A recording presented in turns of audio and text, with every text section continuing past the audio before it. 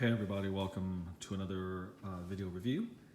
So I've had this piece for quite a while, for quite a few months. This is a custom statue of X-23 in her X-Force costume. I wish I could say more about sort of the background of the piece, but I believe that the producer, is a little bit sensitive about those details.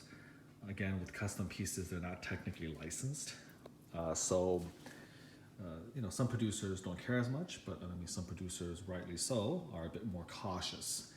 And so for that, I can't say much about it. I can't really tell you, obviously, the name of the producer. I can't tell you even the name of the group that produced it, and I don't really necessarily even feel comfortable giving the sculptor of the statue, other than to say that this individual has worked in the statue business before, has sculpted quite a lot of very, very excellent pieces for licensed companies or companies that create licensed pieces. So this is excellent work by that person.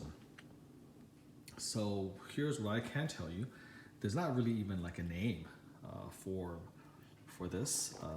Obviously X-23, is the obvious name, but this is X-23 versus like an assassin robot, essentially. So there's no actual official name for what this is. There is another piece with Wolverine fighting these assassin robots, so it's obviously meant as a companion piece to that one. I don't have the one, I just bought this one. And the reason I bought this is because there aren't a lot of really good X-23 statues out there. I have the licensed piece by Sideshow Collectibles, and I think in a separate video I'll put the two side by side to sort of compare and contrast them. It's sort of interesting. Both are outstanding pieces. This one, which we're going to call X-23 versus Assassin, is a little bit larger than the Sideshow one. I think the Sideshow one is true quarter scale, whereas this one is a touch larger than quarter scale, but not quite as big as 1/3. And so the scale that's used is maybe 1/3.5 scale. And that's the general scale that the producer of these pieces have felt is kind of the sweet spot, where you have the size that's required to create the detail, to give the detail that you really need to bring out, but isn't too ridiculously big. True 1/3 scale statues, like my previous JND Wonder Woman silicon statue, is pretty large. But again, the producer feels that quarter scale is maybe a little bit too small to get what he wants done. So the scale, sort of the name of the piece. X-23, I don't know very much about the character. I know little snippets. Obviously, if you watch Logan, that there's one version of her in Logan, and at the time I read a little bit about her origins. Is she a clone of Wolverine? Is she his daughter? But as you know, comic lore gets very, very sort of convoluted. So there's not much about her, and there's not many great statues, in my opinion, of her. And I do like statues of her with her face showing, so we have an appreciation of what that looks like. And of course, in the proper size and quality. But I do believe, even though I know very little about her, that she was normally associated with the X-Force, okay, rather than just the regular X-Men. So this is sort of the second piece of her behind the original Sideshow one. I think the Sideshow X-23 is widely considered the best depiction of her in statue form. There are some other custom statues of her that you can argue is also very good, but the Sideshow one, I think most people agree is the best one.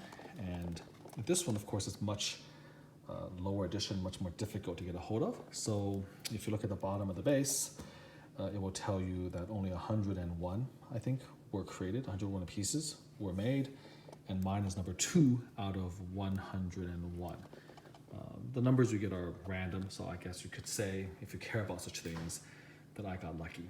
Okay, so let's sort of talk about the piece now, and I can show you some detailed shots, and then we can talk about my thoughts about it. So let's start off with the packaging. It comes in its normal base. As with all custom statues these days, it comes in the black foam, and then the straps are used to bind the foam very, very tightly. I don't know if this really helps prevent damage or breakage. Obviously, the factories believe it does. I mean, they're not in it to lose money, and replacing pieces and broken parts is a huge pain. It wastes time and money. So it's not like they want to it's not like they want to do that. So I would think that probably they discovered that using the black foam and packaging these things in layers rather than pre-cut white foam maybe decreases damage. Or maybe that material is cheaper and they found no significant difference in breakage. But in any case, the box came fine. Again, the internal black foam. And compared to some of the custom pieces out there, one of the things I do like about this company and the niche it serves is that it gives you kind of very sideshow-like art direction, in the sense that it gives you something more simple. There's more museum poses. If there's action pieces, it tends to be a little bit more thoughtfully done. It doesn't go the way of some custom companies where they're just kind of out of control, bigger, heavier, crazier, more pieces, more incredible, ridiculous bases. Not that there's anything wrong with that. I mean, there's obviously a place for that, and there are collectors who love that. But for many of us, if you don't have infinite room and infinite budget, you can't throw around $6,000, for something that takes up half of your kitchen table. So it is appreciated that there is this sort of niche and the kind of drawbacks. You have just an idea of how tall she is and how tall the entire piece is. So it's quite reasonable. Again, it's going to fit in most DTOF shelves or most display spaces. So that's very, very nice. Let's take a look at the base right here. So this is a very heavy base. I would say this is probably at least 15 pounds. There's really no need for the base to be that heavy. On the surface, there doesn't seem to be any reason for it to be that heavy because the base is actually pretty nice and simplistic. It's just like a metal grating, metal floor. So it's not, again, very complicated. So you wonder why it's so heavy. But then if you think about it, it's pretty obvious because of the pose, because the assassin droid is leaning backward and X-23 is suspended on him. You need a lot of weight of the base in order to give stability to this action pose right here. Okay, so anyways, that's pretty obvious. But looking at sort of the base itself, you can see these little strips here, wire. It's painted in gunmetal gray with some black. We'll get to the paint job in a second, but overall, it's a reasonable amount of detail. Nice work on the grading. I'm just going to kind of, turn it around slowly, but it's really a very sort of basic design. It's not too busy, classy, and again, the paint is reasonably straightforward, simplistic. It serves its purpose well. Very, very nice heavy base, meant to be the bottom of some sort of metal corridor. You can imagine it being part of a hallway, that type of thing. So anyways, that's the base. Now working our way up, let's concentrate on the assassin droid itself. Now, when this piece's renders were first shown and then the prototype first made, all of the attention was obviously on X-23, as it should be. This is a wonderful sculpt of her, and she's of course, depicted in mid-action form, jumping up. That's always really, really good. But in reality, the detail of the assassin droid is as impressive, and if you want to be honest, probably more impressive than X-23 herself. You know, because if you think about it, this is really two statues in one. You know, she's attacking him, and so he's sort of part of the base, actually, if you think about it. So if you think about him being part of the base, and she's suspended onto the base. There are statues, wonderful action poses. One that comes to mind, for instance, is Thor, Breaker of Brimstone, where again they designed the statue, you know, in a very unique fashion, so that he was actually connected, you know, above, I think, Surtur's skull with the flames and whatnot. You can check out my review of that. I think I reviewed it at least a year ago, maybe 2 years ago. But again, you know, if you think of it that way, then this assassin droid is actually part of the base. But if you were to look, it has an incredible amount of detail, and he's quite heavy as well. So just kind of looking at the texture of his boots, you can see right here, it looks just fantastic. You can see all the individual laces. You can see the little stitching, the texture. You know, my statue creation has evolved, and a lot of it is done, again, on the computer. A lot of this, you know, detail and texture work has really become so much better, so much more advanced. I'm just kind of turning around, kind of seeing how the light plays on all of this. And then similarly, the other boot right over here, you can see the wrinkles, you know, created by the bend of the foot in the boot.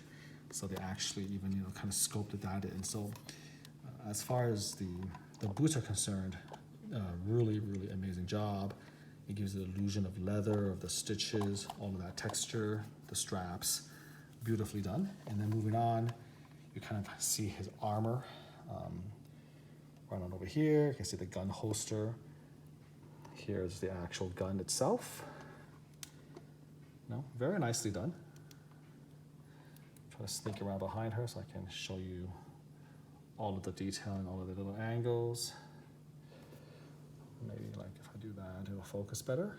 So there you go.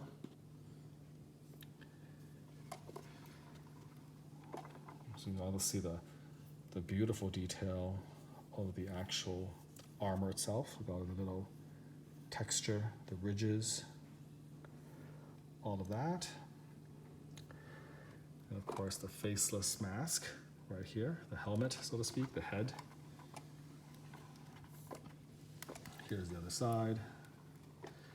And let's look over X-23's shoulder so we can take a look at the anatomy, the detail of the torso and the chest. Here's the other gun in the holster. He hasn't had a chance to get that gun out yet. There's the belt. There's the crotch. I'm gonna back up a little bit. So again, you get to see him in all his glory. So, you know, this is a really, really cool statue, actually. The assassin droid himself. You know, heavy, detailed, excellently sculpted, well painted. So this is really, really nice. Look at the fingers. Again, very, very well done. And then a little bit harder to show the back, but I'll try to do so. So sort of going back, you can see all of that.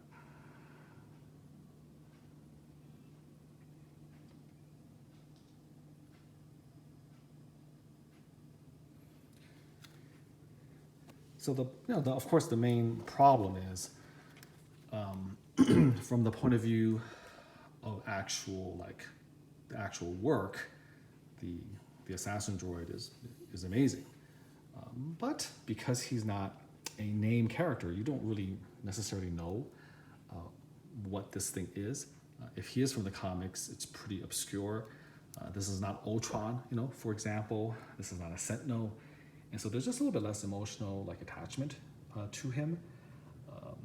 Like it's not Deadpool, for instance. It's not Deadshot. It's not, I don't know, Deathlock. So it's not a lot of things. And so what it is, it's just it's this incredibly cool, detailed, assassin robot. And as far as that goes, it's amazing. But again, she's not fighting something that most, I think, casuals would know about.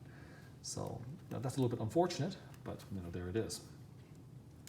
But I hope I've shown enough detail to sort of convey how, again, beautiful, beautifully done he is. And there wasn't a lot of attention focused on him because everything was, everyone was like looking at X-23. Also, another thing I really love about him is sort of the pose. He is obviously being attacked by X-23. His gun is moving up. He's about to shoot her. He's falling down. And I've talked in previous statue reviews about how hard it is to sculpt motion believably. And so again, that sort of lurching backward, the way his legs are bent, the way the arms are in mid swing, trying to bring the gun to bear, and then the other arm thrown back. That's really good art direction. But whoever sculpted this, and in combination with the art direction, really did a good job again, figuring out how all those muscles are supposed to be moving, how the body should be moving when it's in this particular position. So that's actually very, very good as well. So now moving to X-23 herself, here she is in all her glory. Again, taking a look at the details of the feet, very, very nice texturing on the soles of her boots. This is actually real metal. So all of her claws are actually real metal and pretty sharp. You gotta be careful. I mean, you can literally clean your nails with the tip of this thing. So again, that's real metal, which is a very nice touch. Sideshow still does their claws, etc., in resin that's painted, and they can sometimes bend or break. So that's one of the nice things about the factory that does this custom work. You pay a little bit extra, get those metal claws in there. I think it does make a difference. Here's again her boots here, similarly well done with all of these straps painted nicely. Again, this is real metal at the bottom. It's kind of hard to showcase too much detail because here they're so close together, right? Because she's literally on him as she's destroying him. On the side, you can again see sort of the texturing of her costume, the belt. Here's her buttocks right here. It's pretty tight, tight costuming, tight leather. You can see a little bit of the texture here. But I like to, in my opinion, I don't think this is like excessively gratuitous, for instance. She has a nice anatomy of the buttocks, but it's not like, it doesn't look like she's giving herself, for instance, butt injections or anything like that. I think it's tasteful.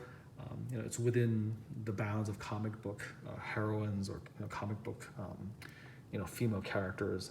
It's accurate to the source material, so very nice. And then of course you can see similar detail of her boots here, and then of course the texturing of her pants all the way here. You can see that she's driving a knee, and you can actually see the dimple created by the force of her kneeing him in the stomach here, and you can see the X.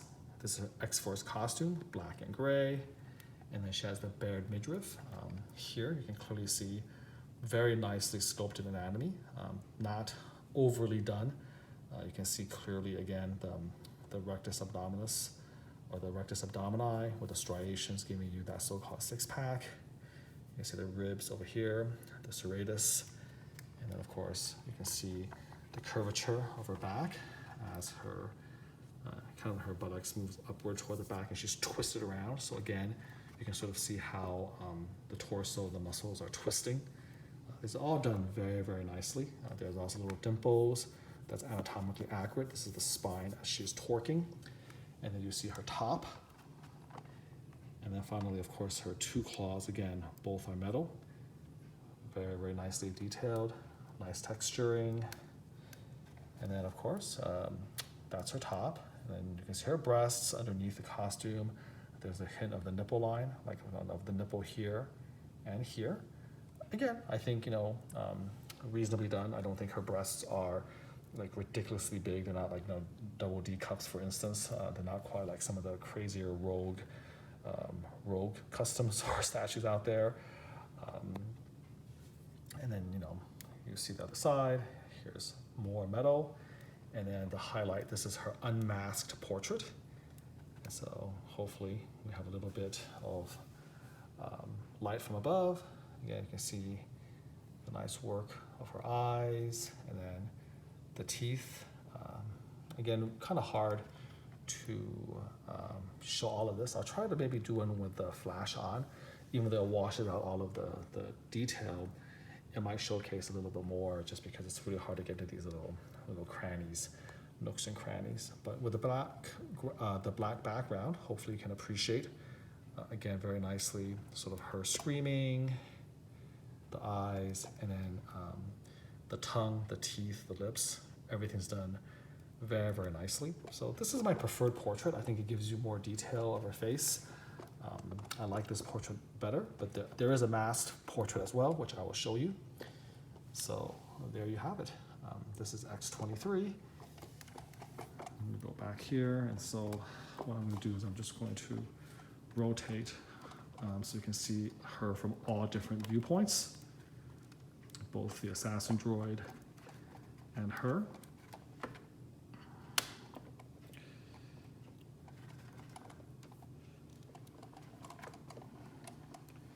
Just moving her around, moving up and down so you can kind of see her from all different angles. So once again, this is very ingenious engineering. You want to somehow connect the two together. So they connected her at the knee to his body, but she's sculpted in such a fashion that it looks very, very natural. It absolutely looks like she's in mid-leap, about to barrel into him. And so this is really, again, one of those action poses whose idea is that this is an action pose frozen in time, and you have to kind of choose the snapshot of where to sculpt it in that time. And then during that snapshot in time, you have to decide how to accurately do it so that it looks good, it looks realistic. And if you don't do it right, it's going to look silly. And so definitely the sculptor did a great job doing it right, in my opinion. You can see how the hair is sculpted in a wavy fashion so that it looks like, again, the wind is rushing underneath her. It kind of shows how fast she's moving.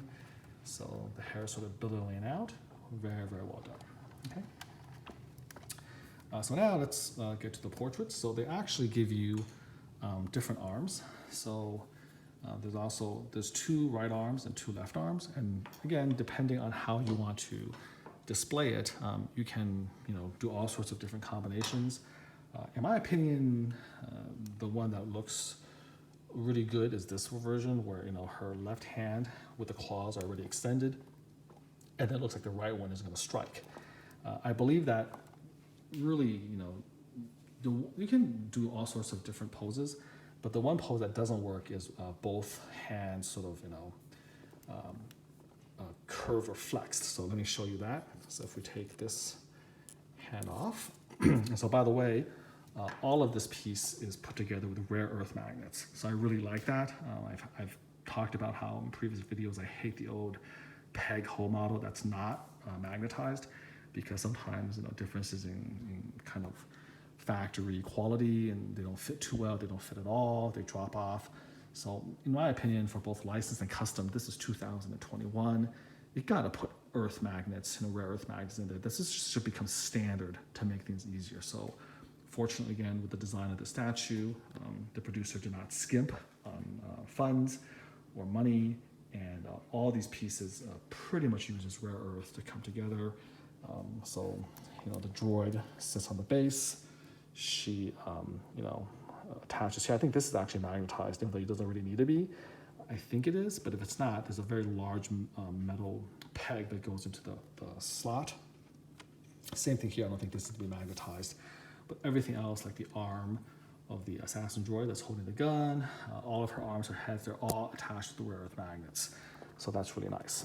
So I was going to say that the one pose that doesn't work is this one right here, in my opinion, where she kind of has like both arms flexed, and that one doesn't really make a whole lot of sense, right? If you kind of look at her, that just doesn't make any sense.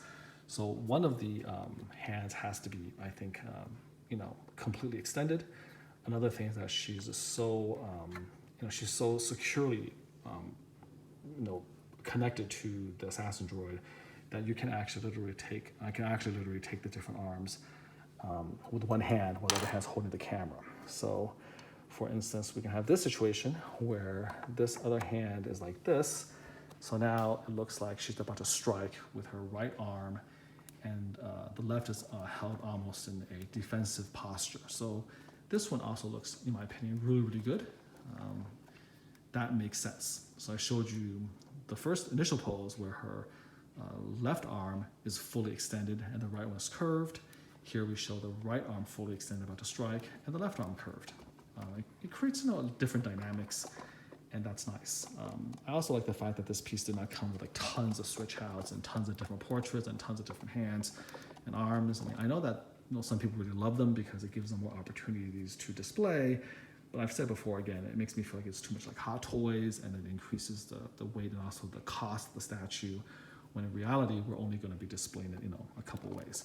So again, this is another way of displaying her with her arms. And then finally, this can also make sense. Let's take off her left arm, and we can put on this thing extended. So here, this also looks good, also makes sense. Right arm now fully extended, about to cut the neck, and then the right arm about to slash. So in my opinion, you get two right arms and two left arms, and every combination works except the one where you have both arms sort of close together.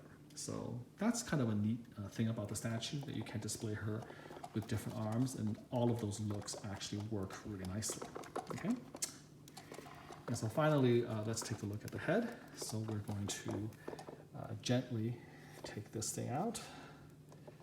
And I'm just gonna slowly, because it's a rare earth magnet, you just have to kind of twist a little bit. It's really strong, by the way, and the portrait is pretty heavy. And now that I have her actually off, you can maybe appreciate a little bit better the portrait. So here you go.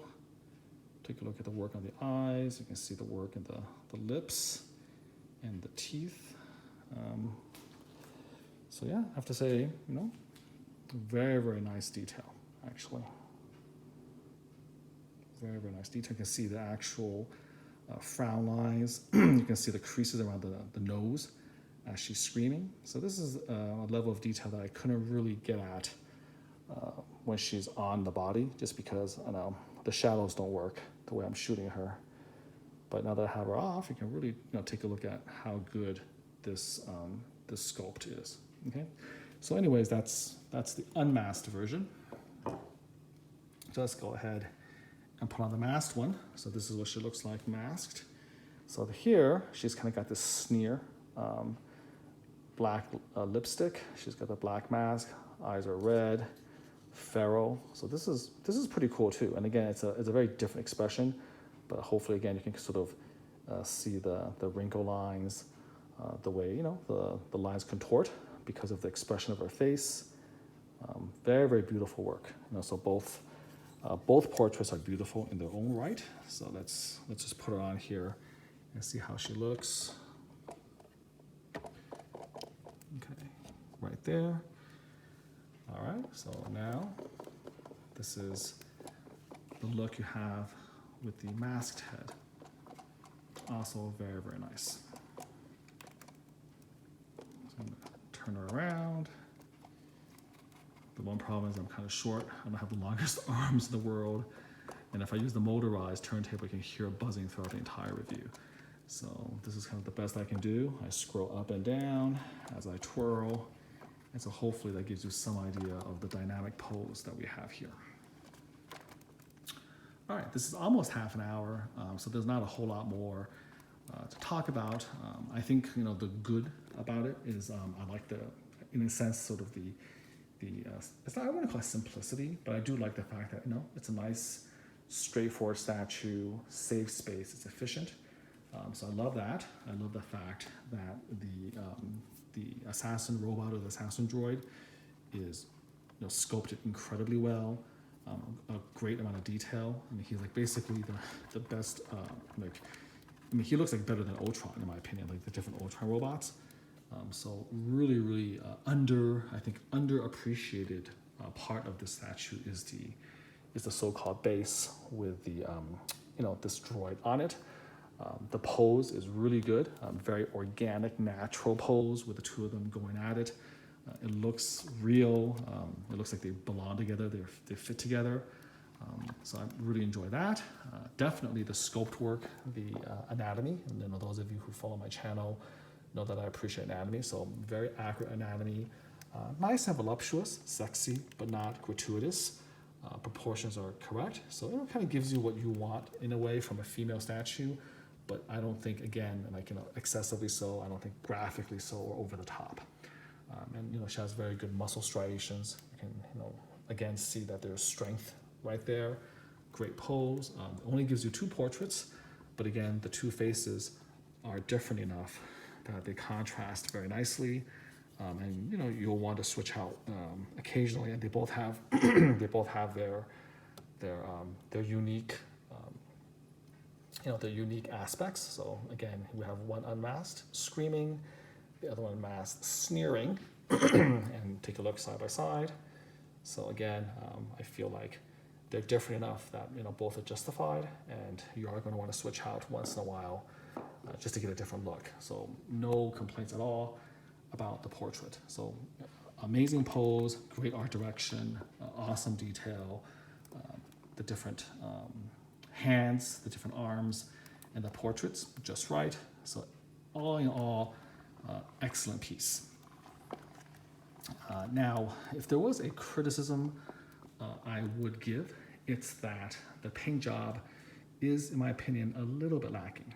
I don't think that this is necessarily, I think it's definitely not, it's not worse than Sideshow's paint job. And I think the paint, for instance, on the metallic parts, like the base and the actual assassin himself, is actually done really, really well. And I think the texturing on her costume is good. So if you want to really nitpick, and I am nitpicking, I do feel like the paintwork on the exposed flesh is a little bit lacking. For lack of a better term, I just find the paint to be a little bit flat. There's not quite enough layers. It doesn't really bring out the flesh. And when you do exposed flesh, it's really tricky, because the play of the light on the skin, done, if you do it kind of lazy or you don't do it well, it's a lot harder to get skin and flesh right, let's just say, than gunmetal like here. And the problem here is that the metal and the metal here, those effects, it looks so great that it really then kind of points out the flatness of the skin work. Okay, and again, this might just be something that's essentially unavoidable just because of the cost that would have been incurred. But especially, I can sort of accept that around the midriff or the arms because there's not that much exposed. But the problem here is like the face, there just seems to be a little bit something missing in terms of the depth of the paint job on the face. And when comparing this with, for instance, the Sideshow X-23, when she's leaping over the Sentinel piece, and it might just be illusion, but I do feel like, that paint job on the Sideshow version is a little bit better. I don't think it's like miles better, but it's like a half grade better. So like, for instance, if the Sideshow was like an A-, this would be like a BB+, in that region. And this is, particularly something that it's particularly, in my opinion, noticeable when you look at sort of the unmasked version, because you see her face in all her glory. And again, I just feel like the paint here is just sort of like monotone. There's not a lot of shading or depth to this face. And that part, again, I'm just a little bit disappointed in. And I think if you see perhaps the Sideshow version, there might be just a little bit better factory paint. Now that could also be affected by the fact that she's just bigger, and so when the scale is a little bit smaller, you can get away with a little bit more in terms of flat paint effects. I don't really know the reason, but again, the only flaw, which admittedly is a little bit nitpicky, is the fact that I feel like the factory paint on this one, especially for the skin and the portraits, is just a little bit flat. I wanted it to have a touch more detail, touch more depth as far as that goes. So there you have it. But overall, I think that this is definitely one of the best X-23 statues out on the marketplace that just kind of focuses on her. The best poses, best, very, very good quality. And the obvious question is, do I like this one better than the X-23 one? For those of you who bother to look at or watch my review, you'll remember that statue, like, I loved to death. I loved her face, her portrait. I love that statue a lot. I mean, it was one of the best statues I own, and it's one that I'm not going to sell. Like, I'm in the middle of thinking about selling a lot of the parts in my collection because it's just kind of taking over my house, and it's like too much, too much money, too much space. I'm thinking about trying to, get rid of some of these pieces, but I do want to do reviews of every piece before I sell them. So that does put a little bit more pressure on me to do reviews, but I'm definitely not going to sell the sideshow one. So it is definitely one of my favorite pieces. And I'll save that comparison when I do a follow-up video review, sort of comparing the two of them, having them side by side, which I always think is kind of interesting. But this is very close, to that one. It may even surpass it in many respects. But again, I just wish that the paint job of the face was a little bit more detailed. So, so there you have it. So I will save my final, decision about whether they're about the same or one is better than the other for the actual comparing and contrasting review of the two X-23 statues, one licensed, one custom. So that'll be fun and interesting to do. So this is basically all I can think of to say about this custom X-23 versus Assassin Joy piece. 1 3.5 scale. That's basically it. I will tell you that the initial computer rendering of this, especially of her face, was just drop dead gorgeous. It was stunning.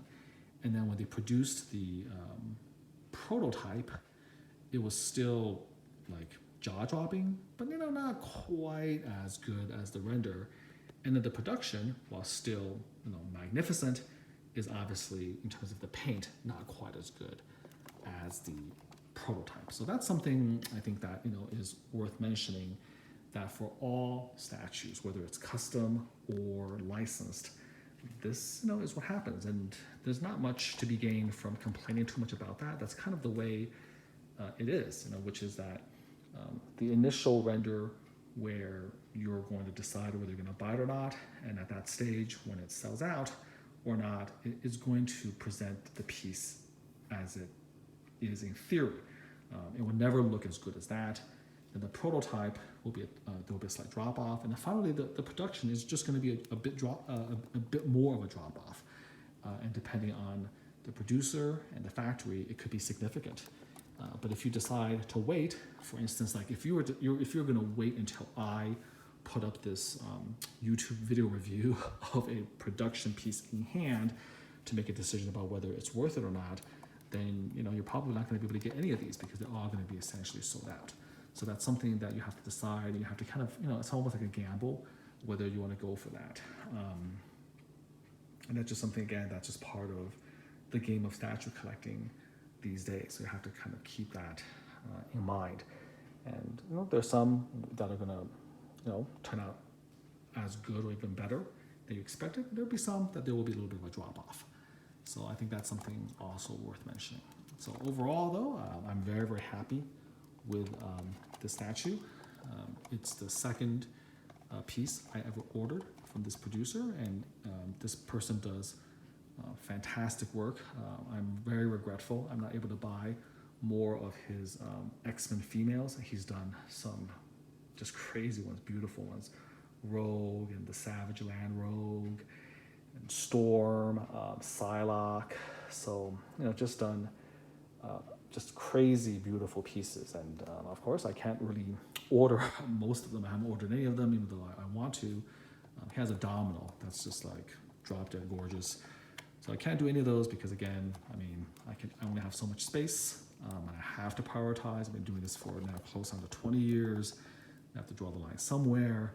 And so, unfortunately, I've had to pass up a lot of those things, a lot of those amazing works of art. But if you're in a different situation than me and you're at a different stage of collecting, then certainly, this producer is someone that you should keep an eye out on, and a lot of his pieces are absolutely worth supporting with your business and your money. Very, very classy person. The producer's a very classy guy. Honest, straightforward, good communication. very professional. I think that's the word. You know, there's some custom groups that maybe not as professional. This guy on the up and up, very professional. You definitely feel like, you know, you're in good hands with him. So that's my plug for him. Without actually being able to plug him, you're gonna have to just find your way to him. It shouldn't be too hard. Ask around, build a, you know, kind of take advantage of the relationships in the community, and I'm sure you will eventually find him. So there's not a lot of other reviews on YouTube of this piece. I mean, I looked on there. There was one a couple months ago, which is like a very short clip, a few minutes clip with some nice background music. And the guy didn't really talk. He just let the piece speak for itself, which is fantastic. It was a couple minutes. He just turned it all around. You could see it from all different angles, which is great. But again, I wanted to add my perspective. So my review is going to be different. It's more talkative, kind of free-form thoughts, much longer. And hopefully for those of you who like that type of thing, you can listen to it while trying to go to sleep. You can listen to it while you're driving. It's a different type of review. And I think this is only the second one on YouTube. So I wanted to give it its the so-called, give it the attention and the detail that it deserves, and go from there. So again, hope you find this interesting and enjoyable. And until next time, do take care.